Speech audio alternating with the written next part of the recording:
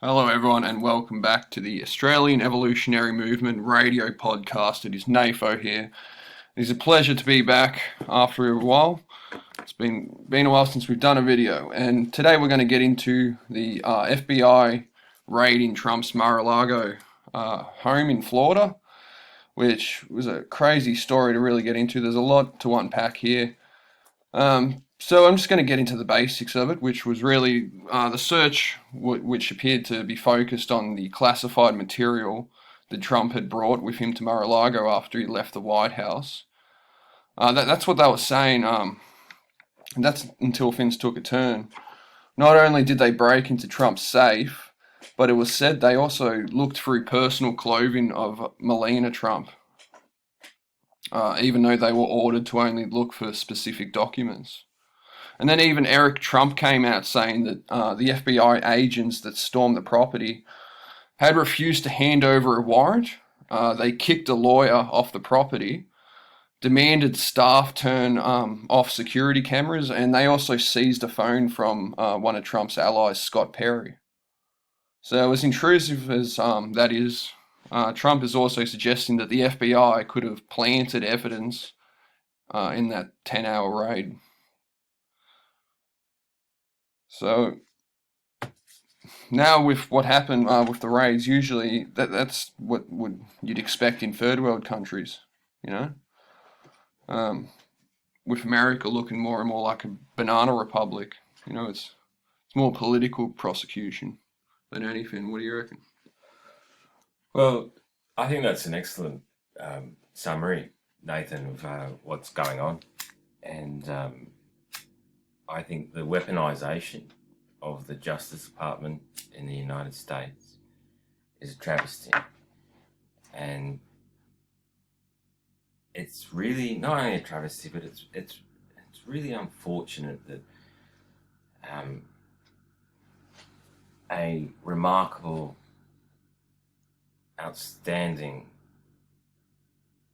democracy that is the United States of America has descended into this sort of banana republic.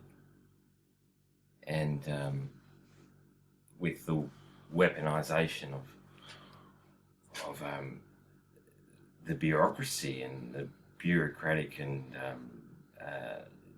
apparatus of the state used against a neighbor or a political adversary.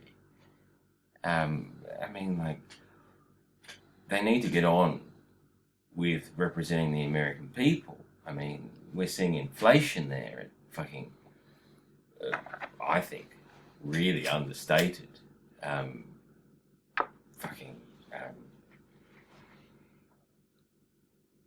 statistics. Anyway, well, back to you, mate. Yeah, so apparently Biden was not aware of the raid. But another strange thing that I wanted to talk about was that the judge that signed the warrant for the raid was also the lawyer for Jeffrey Epstein and his associates. His name was Bruce Reinhardt. So he was a lawyer for Epstein, the one that conducted the warrant for the raid. Wow. Pretty strange, yeah. Wow. And it all just connects with all these people, doesn't it? Well, yeah. There's certainly global orders, and they've been competing for very, very, very long time. I mean, Hillary was a donator to Hillary donated to, I think, the Clintons. But that Hillary stuff never gets played on, the mainstream. She literally can smash a phone with a hammer and shit and pour like some sort of acid on something and delete all sorts of things. 33,000 emails. Yeah. What about Hunter Biden, his laptop?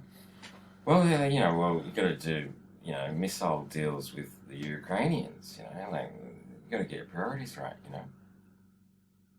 Never mind all the diplomacy which went into, resolving and healing relations between the Anglos and the Russians. I'm like, fuck, it's all been undermined.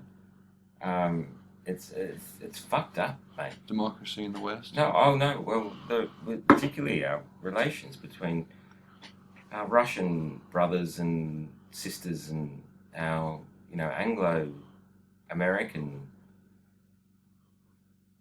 brothers and sisters, and like that. That's really, the Russian invasion of Ukraine, that's all fucking financial. It's all industrial, military complex. Fighting for who's going to provide the tender to rebuild. It's not good. So, yeah, it is a bit worrying knowing that the FBI for 30 years, when they had victims for Jeffrey Epstein, they had the victims, they had a client list, photos, videos, and they were all found in Epstein's safe. And they don't go after the people connected to him. It's, like some sort of like ritualistic fucking warlord that wears a hood and goes to a forest. I'm not that guy. I just wear a different hat. No, you took yourself out before it got to that point, eh? Correct. Withdrew yourself. I did indeed. Did you hear about Ron Paul in the 1998? He had an interview where he said Woodrow Wilson was using the FBI to spy on American citizens if they disagreed with his foreign policy, and he'd even arrest them. There's Ron Paul in '98. Well, this is it. Like with the weaponization of like probably from both sides, but like, yeah, fucking, Nixon. I don't know. Trump's new ad. I saw it on Fox News, and it was pretty compelling. It's a 4-minute ad, and it's in black and white for like most of it, and then the end part's color, and it's really, really, people are gonna ask questions, and I think that's always a good thing when people ask the question why more, why is this, why is that, why is this going up in price, why is there a shortage of this, or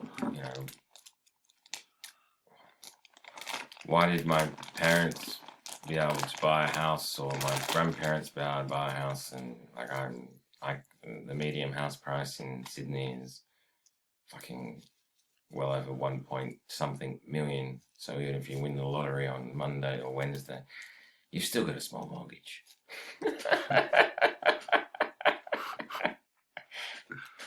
Indeed. The FBI is always, I guess, pick and choose. But anyway, getting back to Trump and that, this is, I don't know, this is. So Hillary thought she'd capitalise on the whole Mar-a-Lago raid. Did you hear that she was like sponsoring a new hat that said not her own emails?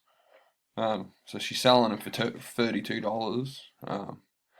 Really, what that does is that monetizes her own email scandal. Well, I think I want to talk about something a bit more broader than just like these sorts of follies, or these sorts of commotions, or fucking I don't know, emotions at the worst, wouldn't it? But America is really, really, really significant for Western civilization. And 100%. if you like anything about your life, it's all thanks to America. And all through school, isn't it funny that we were taught that, and even university, in my case, I was fortunate enough to do a Bachelor of Arts and major in history and did some philosophy and sociology, and it was fucking fantastic. And we had a library of physical books, and it was pre-internet. And yeah, those days were amazing for learning. But anyway, there's been enemies within America for a long time, and like it's like Invisible empire. no, well, it's like all enemies, foreign and domestic.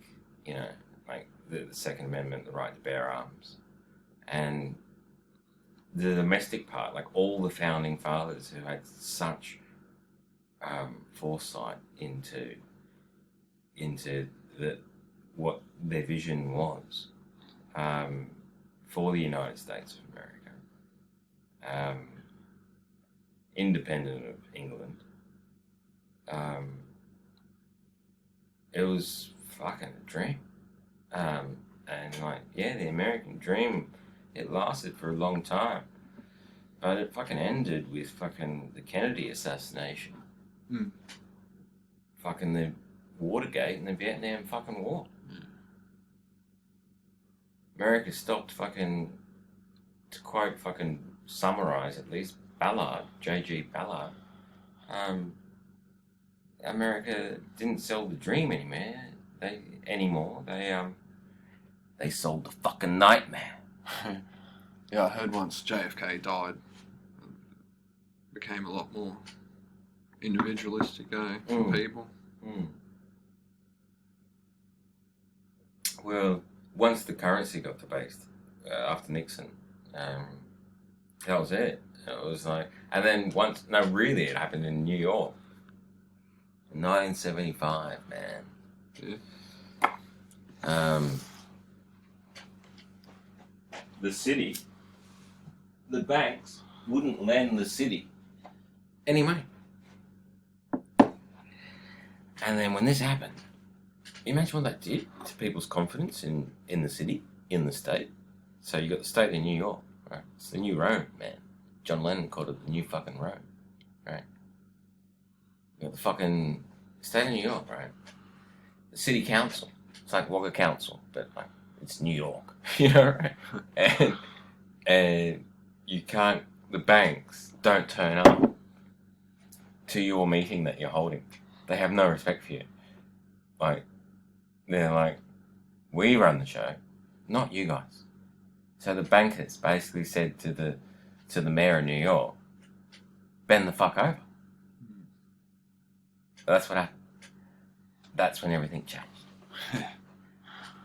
and then everything, like culture, fucking attitudes, fucking morality, fucking should I stab this guy, fucking like should I mug this old woman, like everything changed. New York went on to had this massive fucking murder rate, fucking everything was fucked up there, man. It's a fucked up place. Trump came in.